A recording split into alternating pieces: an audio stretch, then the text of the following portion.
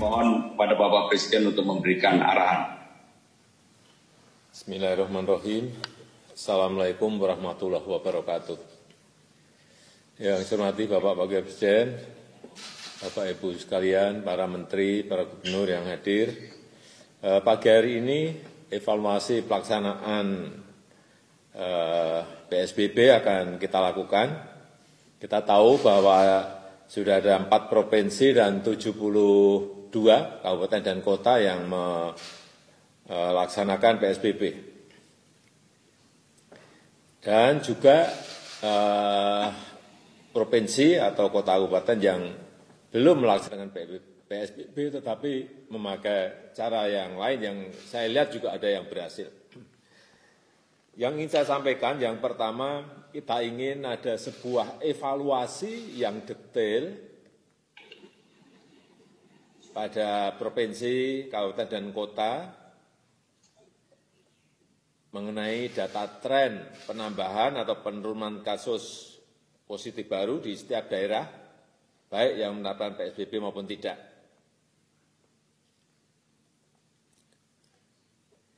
Berdasarkan data kasus baru, sebelum dilakukan PSBB dan sesudahnya, memang kalau kita lihat hasilnya bervariasi dan berbeda-beda di setiap daerah. Ini karena memang pelaksanaannya juga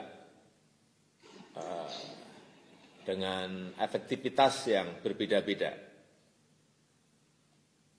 Ada daerah yang penambahan kasus barunya mengalami penurunan secara gradual, konsisten, namun tidak drastis. Tapi juga ada daerah yang penambahan kasusnya turun, tetapi juga belum konsisten dan masih fluktuatif. Juga ada daerah yang penambahan kasusnya tidak mengalami perubahan seperti sebelum PSBB. Ini juga hal-hal seperti ini perlu digarisbawahi. Ada apa, kenapa. Kemudian yang kedua, bahwa dari 10 provinsi dengan kasus positif terbanyak, hanya 3 provinsi yang berstatus PSBB, yaitu DKI Jakarta, Jabar, dan Sumatera Barat. 7 provinsi lainnya masih non PSBB. Karena itu kita juga evaluasi baik provinsi, kabupaten, kota yang tidak memperlakukan PSBB, tapi juga menjalankan kebijakan physical distancing, menerapkan protokol kesehatan secara ketat dalam kehidupan masyarakat sehari-hari.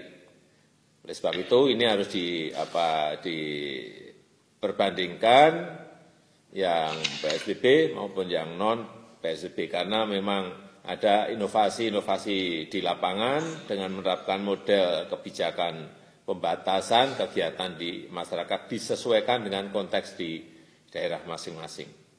Kemudian yang ketiga, mengenai manajemen pengendalian PSBB, juga saya harapkan tidak terjebak pada batas-batas administrasi kepemerintahan.